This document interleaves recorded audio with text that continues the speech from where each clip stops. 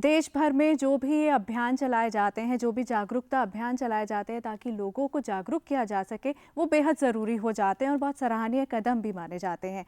अगर हम कैंसर की बात करें तो कैंसर के प्रति जागरूकता बेहद ज़रूरी है, तभी इसका डट के सामना किया जा सकता है और प्रिवेंशन भी होगी, साथ ही उससे बचाव होगा ही। खैर, आज हम इसी पर बातचीत करने वाले हैं कि कैंसर के प्रति जागरूकता कैसे हम बढ़ाएं। अगर हम बात करें सर्वाइकल कैंसर की और प्रोस्टेट कैंसर की, तो इनमें किस तरीके की सिम्टम्स हमें देखने को मिलते हैं, कैसे इससे बचाव किया जा सकता है, क्या कुछ इससे जुड़ी हुई महत्वपूर्ण बातें हैं, इन सब पर आज हम बातचीत करेंगे, जिसके लिए हमारे साथ खास मेहमान स्टूडियो में मौजूद हैं। आइए उनका स्वागत करते हैं। हमारे साथ हैं डॉक्टर अनूप कुमार, आपका स्वागत है हमारे कार्यक्रम में। आप हैं professor and head unit urology, robotics and renal transplant, SJH जी। और डॉक्टर अनूप गुप्ता के साथ वेलकम करना चाहेंगे डॉक्टर सारिका गुप्ता का। नमस्कार। आप रोबोटिक गायने ऑन्कोलॉजिस्ट हैं, राजीव गांधी कैंसर हॉस्पिटल, रोहिणी, दिल्ली से। तो डॉक्टर सारिका, पहले आपसे शुरू करेंगे। इस महीने की पहली तारीख को जब वित्त मंत्री ने अंतरिम बजट प्रस्तुत किया तो उसमें हेल्थ से जुड़ी एक बड़ी खबर थी कि 9 से 14 साल की बच्चियों को सर्वाइकल कैंसर की वैक्सीनेशन लगाई जाएगी। तो सर्वाइकल कैंसर क्या है और इस एज ग्रुप को ये वैक्सीन देना क्यों ज़रूरी है? देखिए, सर्विक्स कैंसर इंडिया भारत में जो महिलाओं को होने वाला दूसरा सबसे कॉमन कैंसर है। सबसे ज़्यादा कॉमन कैंसर ब्रेस्ट कैंसर है। और सभी बहुत ही खुशी की बात है कि बहुत सालों से जो हम चाह रहे थे कि वैक्सीन फ्री में प्रोवाइड हो जाए, और जो इंडिया जो है 25% सर्विक्स कैंसर का बर्डन पूरे वर्ल्ड का जो 25% सर्विक्स कैंसर इंडिया में होता है, और वो इसी वजह से था कि यहाँ पर प्रिवेंशन की स्ट्रैटेजीज़ अच्छी तरह से नहीं हो पाती हैं क्योंकि लो रिसोर्स सेटिंग्स हैं और हम वैक्सीन यूज़ नहीं करते थे। अब 9 से 14 साल की लड़कियों को ही ये लगाना इसलिए अच्छा रहता है क्योंकि एक तो इम्यूनिटी बहुत अच्छी डेवलप होती है अगर कम उम्र के लोगों को दी जाए। दूसरा, HPV का जो इन्फेक्शन है वो 15 साल के बाद जब सेक्सुअल एक्टिविटी शुरू होती है, क्योंकि ये सेक्सुअली ट्रांसमिटेड इन्फेक्शन तब होता है, उससे पहले ही वैक्सीन लगाई जाए तो प्रिवेंशन हो सकता है इन्फेक्शन का। जी, जब हम बात कर रहे हैं प्रोस्टेट कैंसर की, तो क्या ये यंग एज में होता है या इसके लिए जब बढ़ती उम्र है उसी में ये देखा जाता है? प्रोस्टेट कैंसर जो पुरुष होते हैं वो 50 साल के बाद इनमें ये होना शुरू होता है, और जैसे जैसे उम्र बढ़ती है 50 साल के बाद वैसे वैसे इसका इंसिडेंस बढ़ता जाता है। यानी कि 70 से 80 साल में सबसे ज़्यादा इंसिडेंस पाया जाता है। और ये ऐसा माना जाता था कि प्रोस्टेट कैंसर इंडिया में नहीं होता, ये वेस्टर्न कंट्रीज़ की डिजीज़ है, लेकिन ये एक मिथ था जो कि हमने एक इंडियन कैंसर रजिस्ट्रीज़ का एक पेपर शोध पत्र पब्लिश किया था, जिसमें पाया गया कि भारत में जो मेट्रो सिटीज़ है उसमें प्रोस्टेट कैंसर नंबर 2 पर पाया जाता है इंडियन मेल्स पे।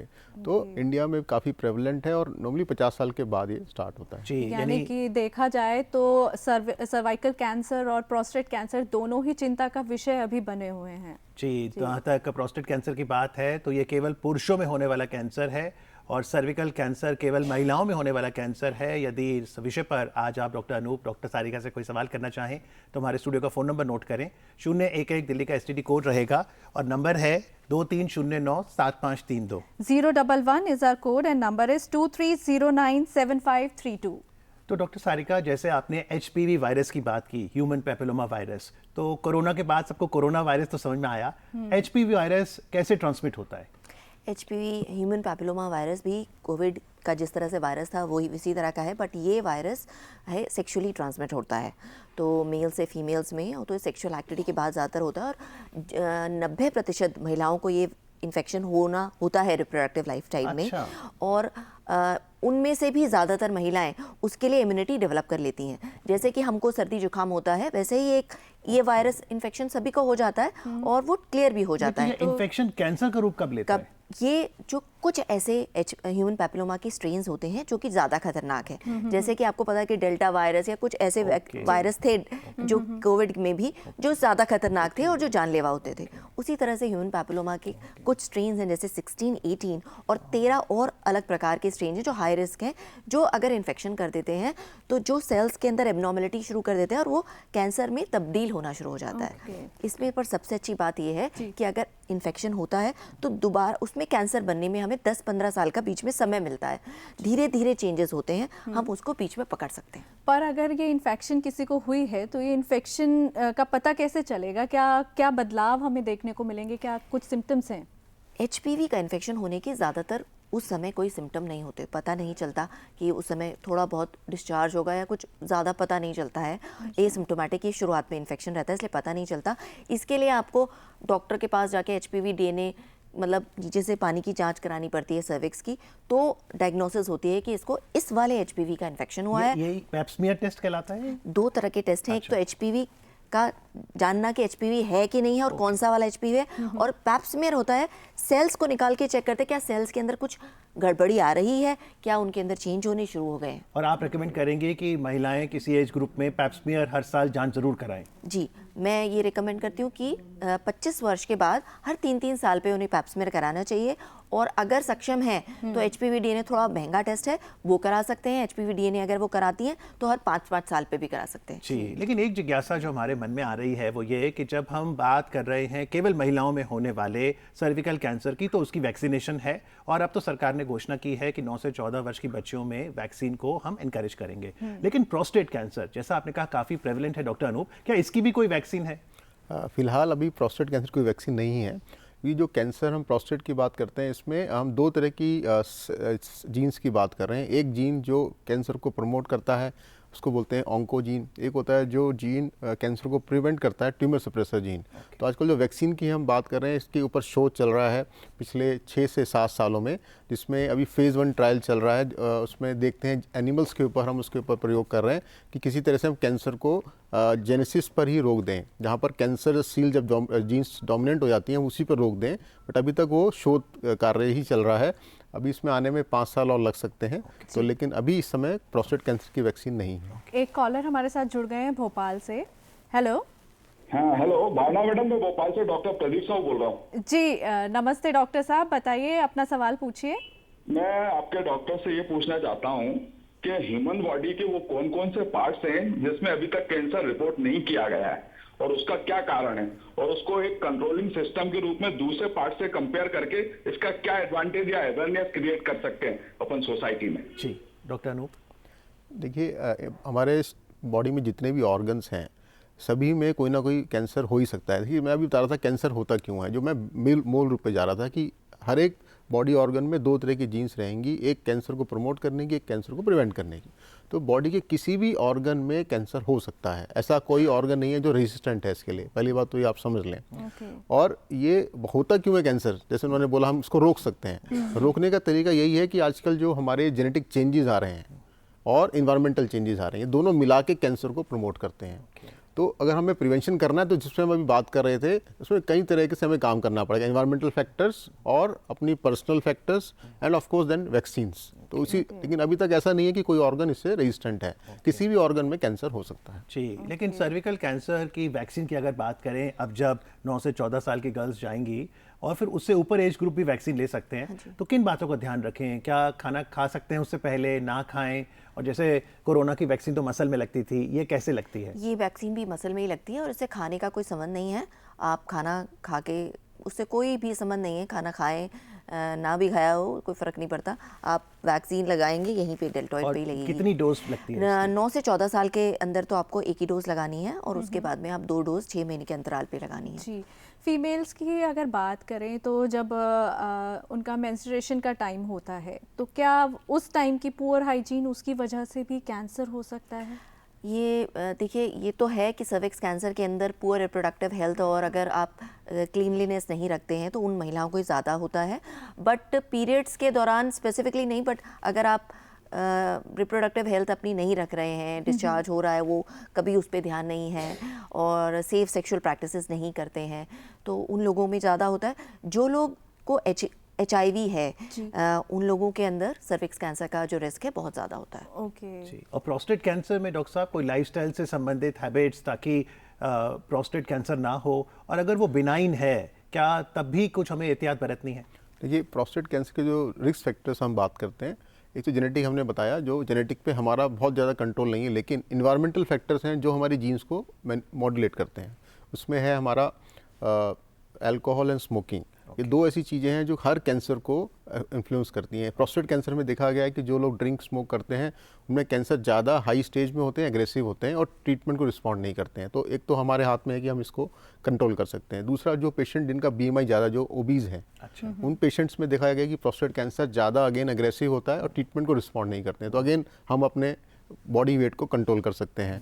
जो लोग एक्सरसाइज नहीं करते हैं, जो लोग जंक फूड ज़्यादा खाते हैं और प्रिजर्व्ड मीट खाते हैं, उसके अंदर कार्सिनोजेंस होते हैं जो प्रोस्टेट कैंसर और दूसरे कैंसर्स को भी प्रमोट करते हैं। तो ये कुछ चीज़ें हैं जो हमारे हाथ में हैं, जिसको हम कंट्रोल कर सकते हैं and we can not only prevent prostate cancer but other cancers also. Cancer के ट्रीटमेंट की अगर बात करें तो ट्रीटमेंट कराते वक्त जब हम डॉक्टर के पास जाते हैं तो अक्सर कई सवाल होते हैं, तो उस समय आप क्या सजेस्ट करेंगे कि जो पेशेंट है अपना ट्रीटमेंट शुरू करवाना चाहता है तो क्या क्या क्लैरिफाई करे अपने डॉक्टर से जो बेहद ज़रूरी है? ट्रीटमेंट के बारे में वो ये पूछें कि क्या मेरा ट्रीटमेंट, फर्स्ट ऑफ ऑल कि क्या मेरे पास अलग अलग ऑप्शंस हैं, जो आपको ऑप्शन दिया गया है वो बेस्ट ऑप्शन क्यों है, और अगर उनको सर्जरी की हिदायत दी जा रही है तो उसके अंदर आगे जाके क्या रिस्क या कॉम्प्लिकेशंस हो सकती हैं और उनको कैसे केयर करनी पड़ेगी, कितने दिनों के लिए उन्हें हॉस्पिटल में रहना पड़ेगा, घर पर किस तरह की केयर की जाएगी, उनको क्या प्रिपरेशन करनी है, अगर रेडिएशन मिलने वाली है तो उसी के जो कि कॉम्प्लिकेशन, रिस्क फैक्टर्स, और ये भी पूछा जा सकता है कि मैं इस ट्रीटमेंट के बाद में पूरा आगे की लाइफ में मुझे किस तरह से फॉलो अप करना पड़ेगा। ये सब चीज़ें हैं जो ज़रूरी हैं। जी, डॉक्टर साहब दिल्ली से दिनेश जी हैं फोन लाइन पर। हेलो, सवाल पूछिए। हेलो जी, गुड मॉर्निंग। मॉर्निंग। सवाल पूछिए प्लीज। मेरा नाम दिनेश ग्रोवर है। I am 80 years old. My question is about prostate issue, not prostate cancer. Prostate issue के बारे जी में पूछिए। I am diagnosed with prostate issue, but they have prescribed certain medicines. I am not taking because I am frightened. Taking too many medicines may not be okay. I am already a heart patient. So, do you think will it further harm me, or it can be rectified still, and I can carry on with the medicine? Doctor साहब कि जो ये बात कर रहे हैं prostate issue, इसको हम नॉर्मली अगर कैंसर नहीं है तो बिनाइंग प्रोस्टेटिक हाइपरप्लेजिया की बात करते हैं, या बिनाइंग प्रोस्टेटिक एनलार्जमेंट, जिसमें प्रोस्टेट जब बढ़ जाता है साइज़ में तो वो कुछ सिम्टम्स क्रिएट करता है, इसको LUTS बोलते हैं, लोअर यूरिनरी ट्रैक्ट सिम्टम्स। तो इसमें एक डॉक्टर जो यूरोलॉजिस्ट होते हैं टेस्ट करके इसको पहले डॉक्यूमेंट करते हैं और फिर मेडिसिन प्रिस्क्राइब करते हैं। तो अगर किसी ऑथेंटिक डॉक्टर ने प्रिस्क्राइब किया तो डेफिनेटली उसने सब टेस्ट किए होंगे, जिसमें अल्ट्रासाउंड, यूरोफ्लो, यूरिन और ब्लड टेस्ट करते हैं, और वो नॉर्मली मेडिसिन हम 2 से 3 साल देते हैं। They are very safe medicine, and इसके बाद पेशेंट को बहुत जल्दी रिस्पॉन्स आता है। 100 में से 95% लोगों को मेडिसिन से आराम मिल जाता है। 5% ऐसे लोग होते हैं जिनमें ऑपरेशन की जरूरत पड़ सकती है, और उन्हीं सभी पेशेंट्स में भी हम PSA स्क्रीनिंग करते हैं ताकि प्रोस्टेट कैंसर ना हो। जैसे उन्होंने बोला इनका कैंसर नहीं, इसका मतलब इनका स्क्रीनिंग हो चुका होगा। तो मेरी इनको ये हिदायत है कि अगर एक आपको यूरोलॉजिस्ट ने देख के प्रिस्क्राइब किया है तो डेफिनेटली आप दवाइयाँ लीजिए, क्योंकि इससे आपको आराम मिलेगा और ये सेफ दवाइयाँ हैं। आप चाहे हार्ट पेशेंट हैं तो भी कोई प्रॉब्लम नहीं, आप दवाइयाँ ले सकते हैं। जी, आज TD मॉर्निंग शो में बात कर रहे हैं डॉक्टर अनूप से, जो कि यूरो ऑन्कोलॉजिस्ट हैं, डॉक्टर सारिका जो कि गायनी ऑन्कोलॉजिस्ट हैं, और दोनों हस्बैंड वाइफ रोबोटिक सर्जन्स हैं। तो सर्विकल कैंसर की अगर बात करें, क्या रोबोटिक सर्जरी एक वरदान की तरह है? हाँ जी, रोबोटिक सर्जरी वरदान की तरह इसलिए है क्योंकि जो पहले हम इन बहुत बड़े बड़े इंसिजन दे के सर्जरी करते थे, अब 3-4 छोटे छोटे छेद के द्वारा ही सर्जरी हो जाती है। और डिफ़िकल्ट सर्जरीज़ जो हैं, जो हम लैप्रोस्कोपी से नहीं कर सकते, वो रोबोटिकली कर सकते हैं। पेशेंट अगले दिन घर जा सकता है और बहुत जल्दी रिकवरी हो सकती है, अपने काम पे जल्दी जा सकता है, दर्द कम होता है उसको, वो सब कुछ पेशेंट को फ़ायदा होता है। Same for prostate cancer doctor साहब? हाँ जी, रोबोट से, क्योंकि ये प्रोस्टेट के लिए ही रोबोटिक का इजाद हुआ था, प्रोस्टेट कैंसर के लिए 2002 की बात है। और इसमें जो सर्जरी होती है बहुत सूक्ष्म तरीके से 10 टाइम मैग्नीफिकेशन 3D विजन से करते हैं, क्योंकि प्रोस्टेट एक ऐसा ऑर्गन है जो बोन पेल्विस के अंदर छुपा हुआ बैठा हुआ है जो ऑर्गन है। नॉर्मल सर्जरी हम ओपन से करते हैं तो लैप्रोस्कोपी से बड़ी डिफ़िकल्टी होती है, तो इससे हम रोबोट से करते हैं। पेशेंट को पहले 2 दिन में हम घर भेज देते हैं, ब्लड लॉस कम होता है, पेन कम होता है, और 2 सबसे इंपॉर्टेंट चीज़ें हैं, कैंसर कंट्रोल, ऑन्कोलॉजिकल आउटकम्स इससे बेटर माने जाते हैं, और सेक्सुअल प्रिजर्वेशन और कॉन्टिनेंस, जिसकी वजह से लोग डरते हैं कैंसर का ट्रीटमेंट कराने से, वो बेटर रहता है। जी, तो पर क्या सर्जरी के बाद की लाइफ क्या बिल्कुल वो नॉर्मल हो सकती है जैसे कैंसर से पहले थी? हो सकती है, सर्जरी करने के बाद भी लाइफ आपकी वैसे के वैसे हो सकती है। उसके लिए बहुत पॉजिटिव माइंडसेट की ज़रूरत है और मेरे को कई लोगों की उससे बेटर भी हो जाती है। मैं इसलिए कहती हूँ क्योंकि पहले लोग अपनी ध्यान नहीं रखते हेल्थ का, और जब कुछ भी बीमारी होती है, ट्रीटमेंट होता है, उसके बाद में ज़्यादा ध्यान रखने लग जाते हैं और पॉजिटिव थिंकिंग और अपनी मेंटल हेल्थ सब चीज़ों के बारे में ध्यान देते हैं, उससे बेटर भी हो सकती है।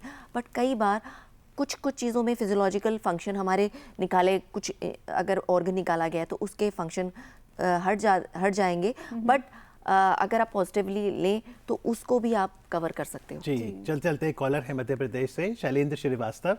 हेलो जी सर। सवाल पूछिए। जी हेलो। जी, क्वेश्चन पूछिए।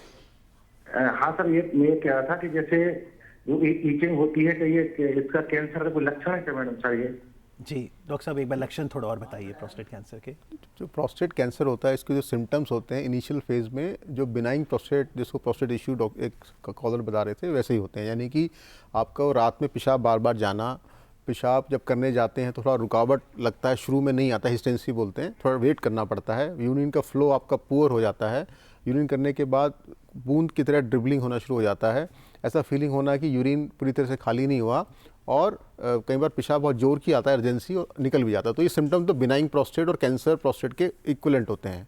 जो प्रोस्टेट कैंसर के सिम्टम्स जो लेट स्टेज में आते हैं वो काफ़ी लेट स्टेज में आते हैं, यानी पेशाब में खून आना, या पेशाब में आपको लेट स्टेज में दोनों किडनीज पे प्रेशर पड़ता है, इन्फेक्शन बार बार हो जाता है, बोन पेन हो जाता है, कैंसर बोन में चला जाता है। तो ये लेट सिम्टम्स हैं। तो इसलिए प्रॉब्लम वही है कि प्रोस्टेट कैंसर के सिम्टम्स जो हैं इनिशियली स्टेज में कॉमन बिनाइन प्रोस्टेट से ही सिमुलेट करते हैं। तो इसलिए सिम्टम्स पे वेट ना करें, जो हम बात करते हैं स्मार्ट स्क्रीनिंग, उस पे जाना चाहिए, और हमें प्रोस्टेट कैंसर की स्क्रीनिंग पे ज़्यादा ध्यान देना चाहिए। डॉक्टर साहब, अंतिम सवाल मैं पूछना चाहूँगा, क्योंकि 4 फरवरी कैंसर डे था और आज की हम हेडलाइंस पढ़ रहे थे, तो एक अच्छी आशा की किरण है। Cell therapy gives hopes to cancer patients, कि जिनको 15 साल हो गए कैंसर के साथ और कीमोथेरेपी से रिस्पॉन्ड नहीं कर रहे हैं, क्या ये एक नई टेक्नोलॉजी है? बिल्कुल, देखिए, एक अच्छी ब्रेक थ्रू हुआ है हमारी मेडिकल टेक्नोलॉजी में, जो लिम्फोमाज एंड ल्यूकीमियाज ट्रीटमेंट कैंसर्स हैं, ब्लड कैंसर्स, जो कि काफ़ी पेशेंट्स में पाए जाते हैं, उसमें जब कीमोथेरेपी रिस्पॉन्ड नहीं करता है तो हमारे पास कोई और ऑप्शन नहीं था। अब सेल थेरेपी से हम क्या करेंगे,